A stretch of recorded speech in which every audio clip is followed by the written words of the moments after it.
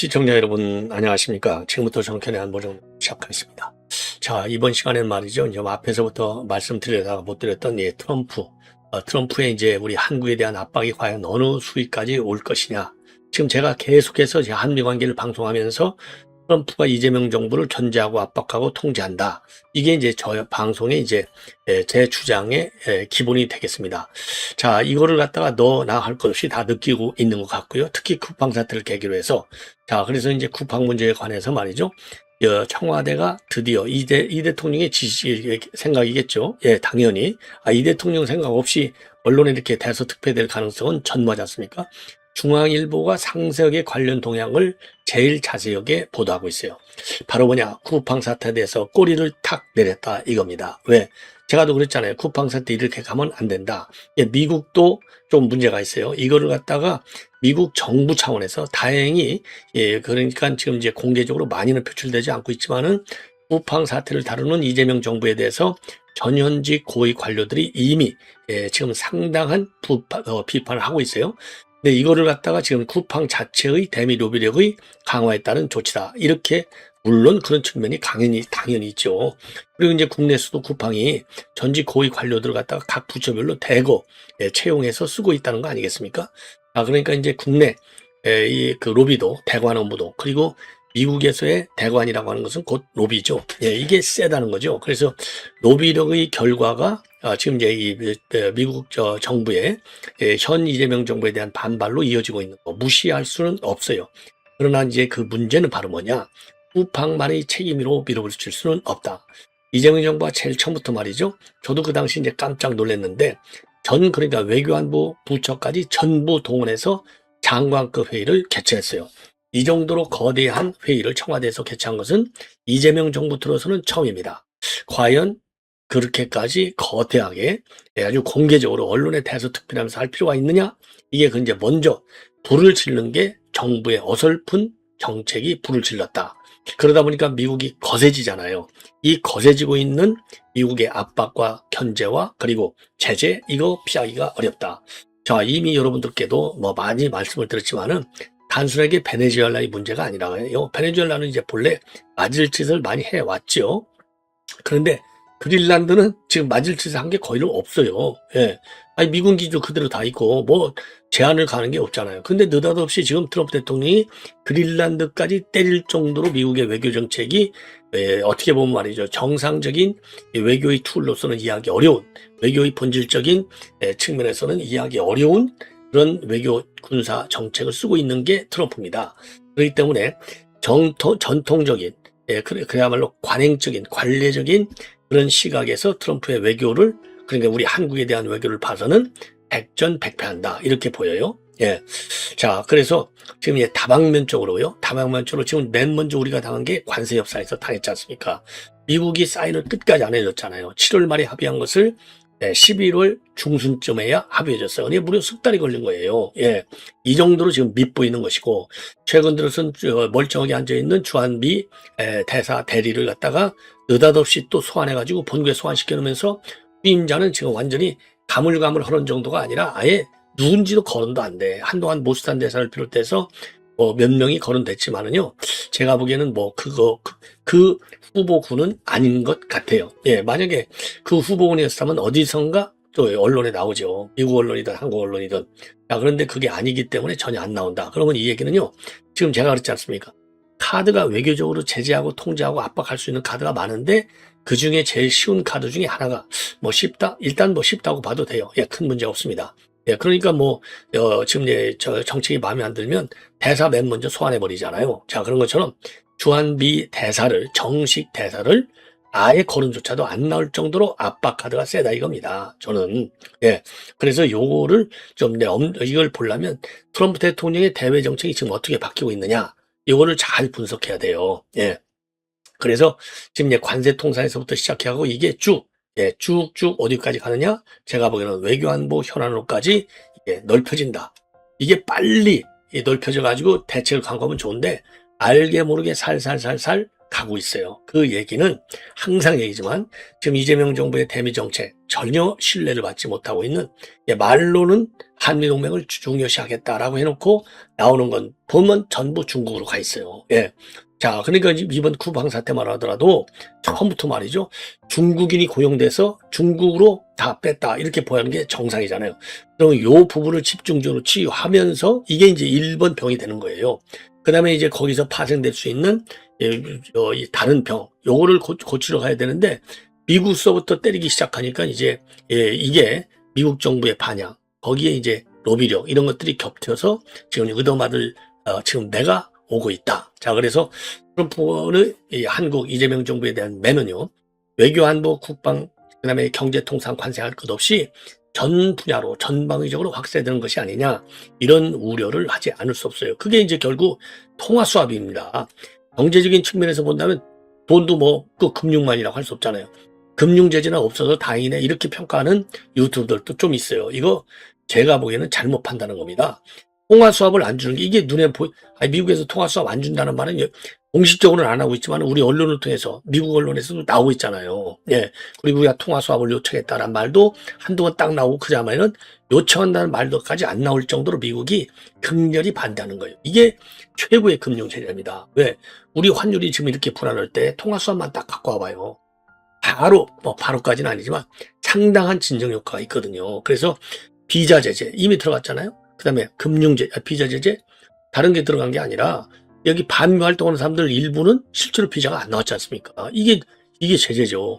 예, 이게 뭐 눈에 보이게 이게 아마추어들이 하는 얘기고, 알게 모르게 살살 하는 게 무서운 제재입니다. 금융 제재의 최고의 결정판은, 그러니까 극약 카드가 먼저 나온 거예요. 금융 제재라고 해서 무슨 세컨더리 보이콧, 세컨더리 보이콧은 아직 안 나오고 있지만은 통화 수합만큼 센 제재는 없다, 이렇게 보여지고요. 그 다음에 이제 최근에 이제 민주당에서 만들고 있는 악법, 제일 대표적인 게 지금 미국에서 딱 고리를 걸고 나온 게 뭐예요? 온불법하고 그 다음에 정보통신망법, 입틀망법. 이거 뭐 미 국무부도 공식적으로 얘기를 했지 않습니까? 이 정도로 미국의 반응이 말이죠, 심각하다.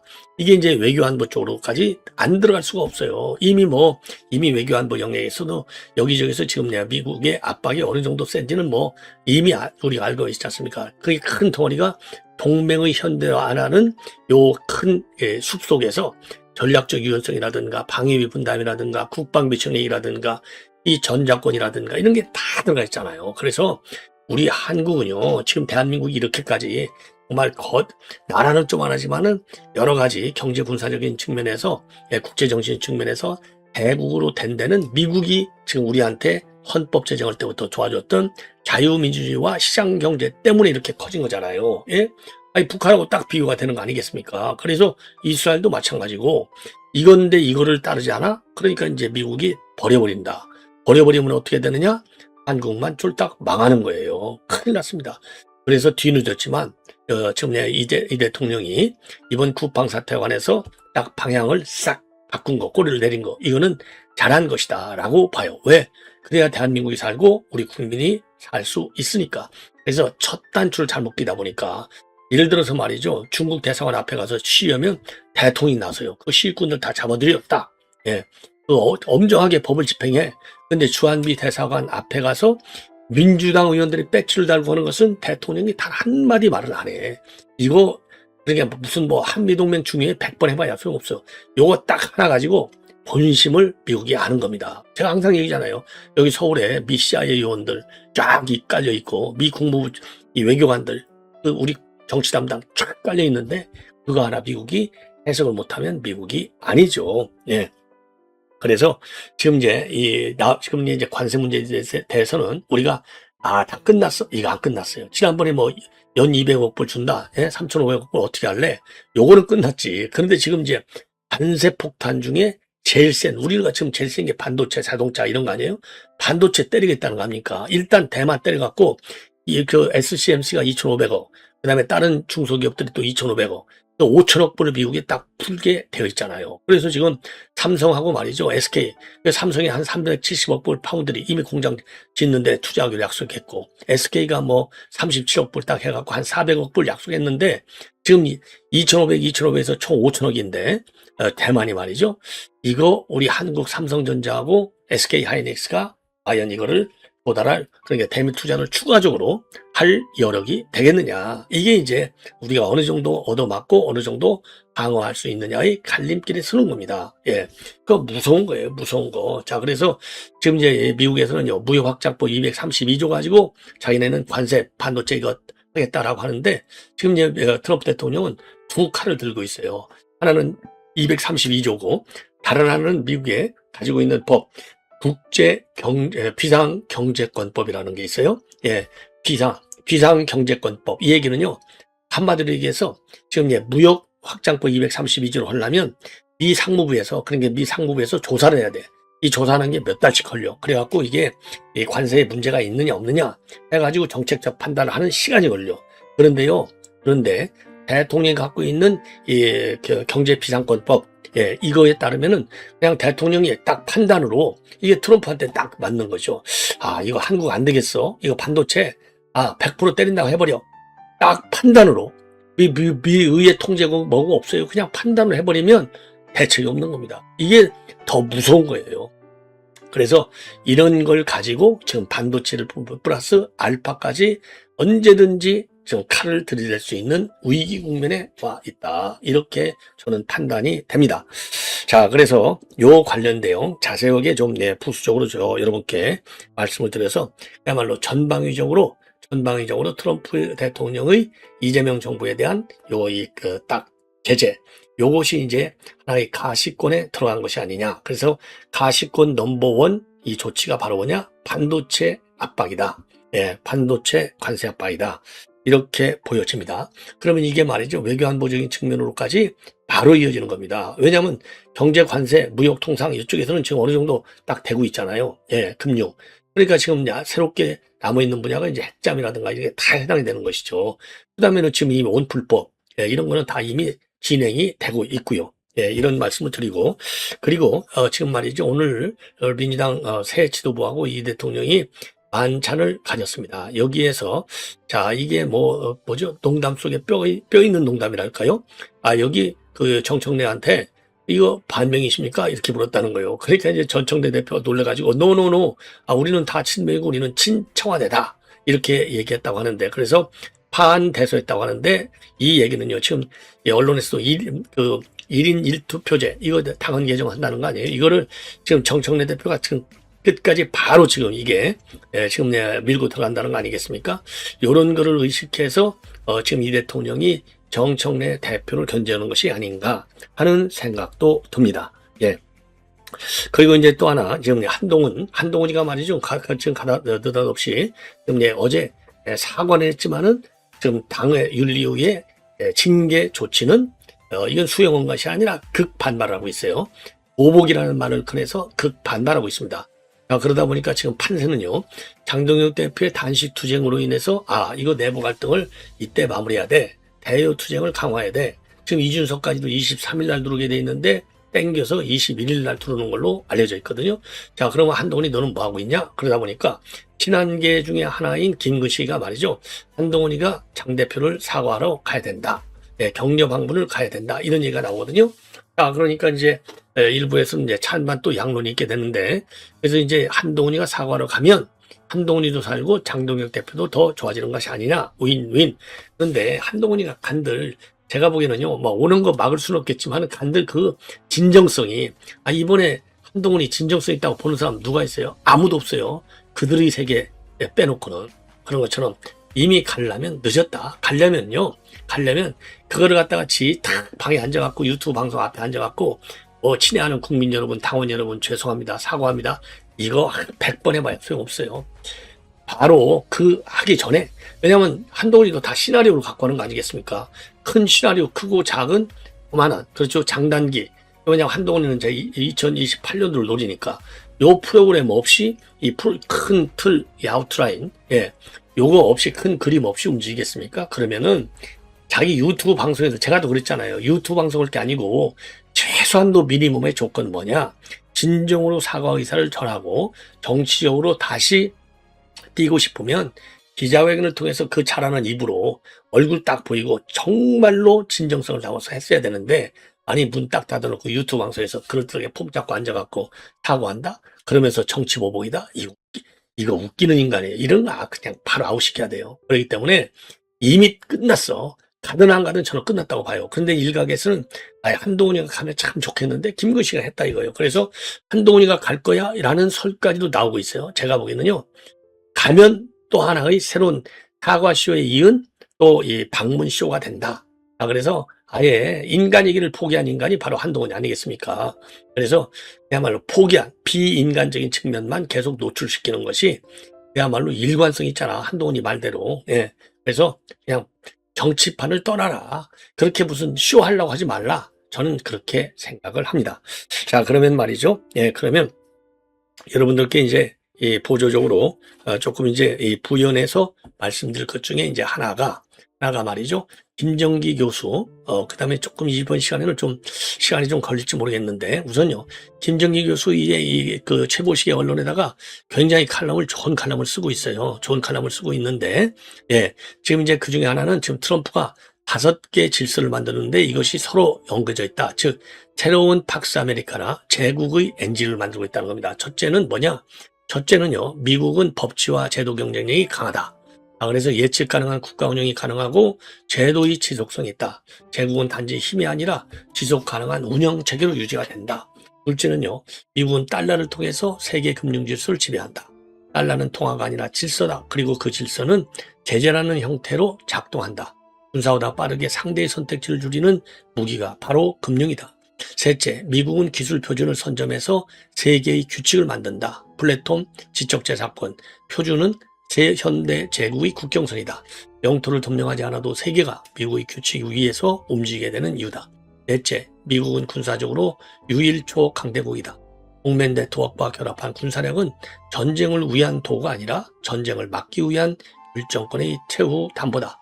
다섯째, 미국은 문화 질서를 통해서 영향력을 생활 속으로 침투시킨다.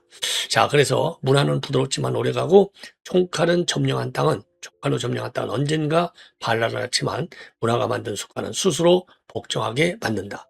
그래서 이 5대 질서를 떠받치는 것은 결국 국민의 경쟁력이라는 것이죠. 그래서 미국은 세계 최상의 전문직 군단과 이민자 기반의 고급둔의 유익 구조를 동시에 가진 나라다. 예. 그래서 이제 그리고 이제 이러한 가운데 지금 중국의 부상이 굉장히 지금 가속적으로 이루어지고 있다. 그래서 미중 경쟁의 최종 전장은 AI인데 반도체가 AI의 연료라면 AI는 국가의 두뇌다. AI는 산업이 아니라 국가 운영 기술이고 그래서 이 전쟁은 끝내는 전쟁이 아니고 지속되는 전쟁이다. 그래서 미중 패권 경쟁은 세계 질서를 블록화로 몰고 간다는 겁니다. 블록화. 그래서 그럼 한국의 선택은 어디냐? 한국의 선택을 친미나 친중이나로 단순한 순간 우리는 이미 패배한다. 한국의 진짜 선택지는 따로 있다. 결정권이 있는 국가로 남느냐, 결정당하는 국가로 전락하느냐이다. 그래서 그러면 지금 이렇게 주권 국가라도 국가 운영 능력을 상실하면 주권은 존중의 대상이 아니라 조종의 대상이 된다. 세계는 냉정하다. 결정하지 못한 나는 결정당한다. 그래서 말이죠. 지금 몇 가지를 지금 제시하고 있냐면 첫째는 뭘 해야 되느냐? 동맹은 신앙이 아니라 구조로 관리해야 된다. 마가시대의 동맹은 자동이 아니라 협상이다. 방위비, 무기구매, 공급망 협력, 대중국 정책의 속도까지 패키지로 청구서가 날아온다. 동맹을 감정으로 대하면 당한다. 동맹을 협상으로 관리해야 산다. 둘째, 기술은 동맹으로, 시장은 분산으로, 공급망은 이중화로 가야 된다. 그래서 반도체, AI, 양자, 우주, 사이버는 서방 표준에 붙어야 한다. 그러나 수출 시장과 생산 거점을 한쪽에 올인하면 협상력이 사라진다.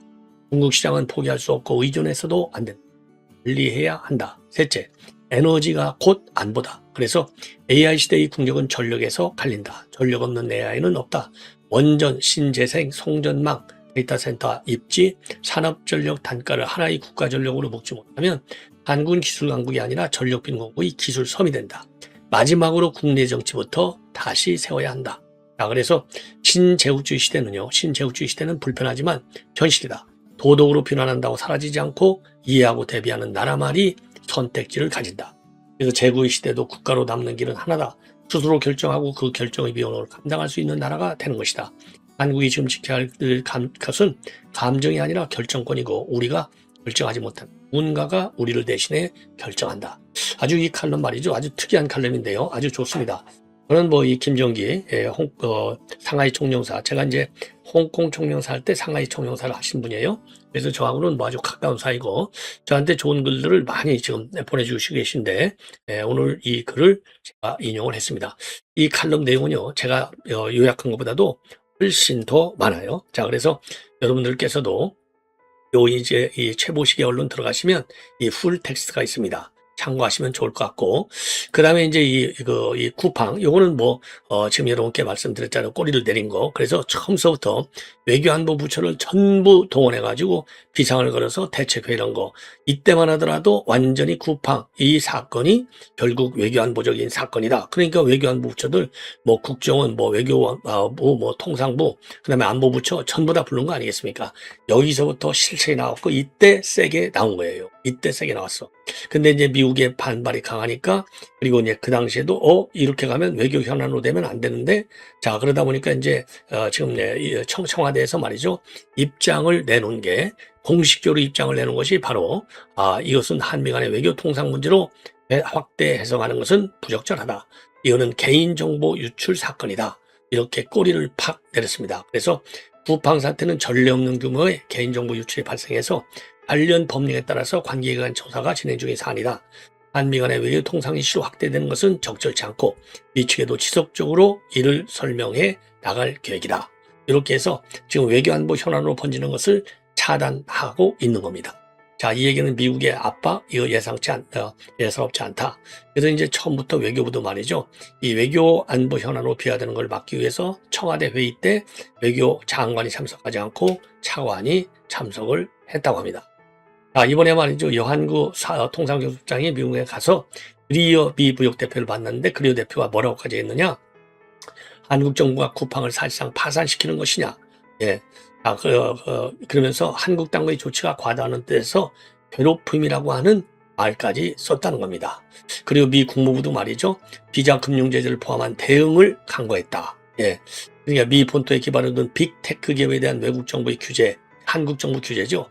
비자 금융 제재를 포함한 대응을 강구하겠다. 이렇게 최근에 미 국무부가 밝혔어요.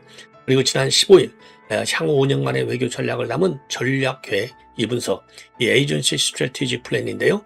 여기에서도요, 외국 정부와 국제기구들이 표현의 자유와 같은 기본권을 제한하는 법률 규정을 만들고 있고, 이런 법률들은 미국 기업에 영향을 미칠 뿐만 아니라 국내외 미국인을 표적으로 삼을 수도 있다. 비자 금융 제재를 포함한 모든 적절한 수단을 통해서 이런 시도에 대응할 것이다. 모든 수단, 이게 무서운 얘기입니다. 그래서 미 정부 차원에서 이러한 강경한 입장, 이것이 이제 정보통신망 개정안 온라인 플랫폼법, 이런 거에 대해서 지금 미국이 지금 분노를 하고 있는 상황이 되는 겁니다. 그래서 지금 언제 어떤 국면에서라도 트럼프가 맘만 먹으면 바로 칼을 뺄 수 있는 상황이 아닌가. 이런 점에서 매우 우려가 된다. 자, 이런 말씀을 제가 드리고 싶고요. 그러면 이제 참고적으로요, 이것도 이제 제가 아주 존경하는 분이 이제 보내주신 자료인데요. 지금 원풀법하고 정보망법, 정보통신망법 개정안에 대해서 미국이 왜 이렇게 반발을 하느냐, 요거를 말이죠, 정리를 아주 잘 해놨어요. 자, 그래서 플랫폼, 이 반발하는 이유는요, 플랫폼 기업을 규제하고 이용자의 표현의 자유를 억압하려는 시도다. 그래서 그 배경에는 법안의 모호한 규정, 과도한 징벌적 조치, 그리고 특정 정치적 의도에 대한 의구심이 복합적으로 작용하고 있다. 그동안에도 이런 평가, 비판, 그리고 야권의 반발이 셌었죠. 예. 첫 번째, 온풀법을 통한 플랫폼 기업 규제와 역차별인데요. 미국 빅테크 기업에 대한 타겟 규제시 세다. 그래서 온풀법은 주로 구글, 메타, 쿠팡과 같은 대형 플랫폼을 갖다가 지배적 사업자로 지정해서 규제하고 있는데, 미국은 이걸 정당한 시장 감시가 아니라 미국 기업의 경제권을 침해하고 해체하려는 시도로 보고 있어요.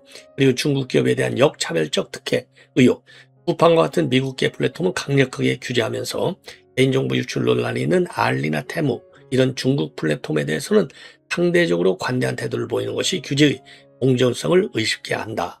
그 다음에요, 징벌적 과징금과 기업 도산 의혹입니다.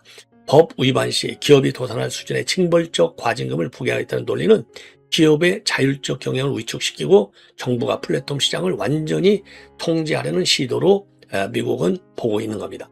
두 번째, 정보통신망법을 통한 입막음을 시도로 보는 정보통신망법 개정을 통해서 입틀막 하려고 하는 그런 나쁜 시도로 보는 거예요. 자, 그래서 가짜뉴스와 혐오 표현에 묘한 잣대를 들이고 있던 거예요. 정보통신망법 개정안에서 언급되는 허위 정보나 혐오 표현에 대한 정의가 명확하지 않다. 정부가 맘만 먹으면 허위 정보, 혐오 표현이라고 단정해서 제재를 가할 수 있는 5배수 징벌. 그래서 정부나 특정 세력의 비판적인 목소리를 가짜뉴스로 규정해서 삭제하거나 처벌할 수 있는 길을 열어준다는 비판이 크다.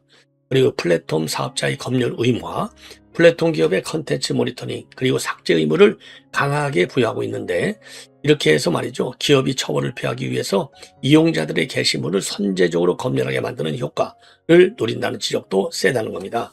그 다음에는요, 국제적 인권 기준 위반 논란이 있어요. 미 국무부는요, 이러한 시도를 천부 인권인 표현의 자유를 침해하는 행위로 규정하고 있습니다. 특히 한국 내 인플루언서나 미국인들의 입을 막기 위해 플랫폼 사업자에게 종속적 책임을 지우는 방식을 심각하게 보고 있습니다. 그리고요, 친중적인 정치-경제적 배경과 관련해서 중국식 통제 모델과의 유사성이 있어요. 그래서 미국 의회와 전문가들은 어떻게 지금 비판하고 있느냐? 한국의 이러한 법적 개정 움직임, 재정 움직임이 중국 공산당이요, 자국의 빅테크를 통제하고 여론을 장악하는 방식과 매우 흡사하다. 이런 측면에서 불만이 많다는 겁니다. 그게 중국을 따라하는 거죠. 그 다음에 이건 외교적 고립을 자초하는 것이다. 그래서 이러한 규제들은 결과적으로요, 한미 관계를 악화시키고 미국으로부터 비자 제한이나 금융 제재와 같은 강력한 보복을 불러올 수 있는 위험한 시도로 평가받고 있어요. 결국 이런 법안은 경제적으로는 미국 기업을 몰아내고 중국 영향력을 키우고 정치적으로는 정부의 불편한 여론을 효과적으로 통제하려는 목적을 가진 한 몸의 정책으로 해석되기 때문에 미국의 반발과 비판은 상당히 커질 수밖에 없고, 이거는 쉽게 이 법이 존재하는 한 사라지지 않는다. 따라서 그럼 어떻게 되느냐? 우리 야권에서는요, 이런 입틀막법, 그렇죠? 이 온풀법은 개정, 입틀막법 개정은 원상복귀, 이런 거를 강하게 주장을 하는 길 이외에는 없다. 이런 말씀을 드리지 않을 수 없습니다. 시청자 여러분, 이렇게 해서 본 방송을 마치겠습니다. 안녕히 고맙습니다.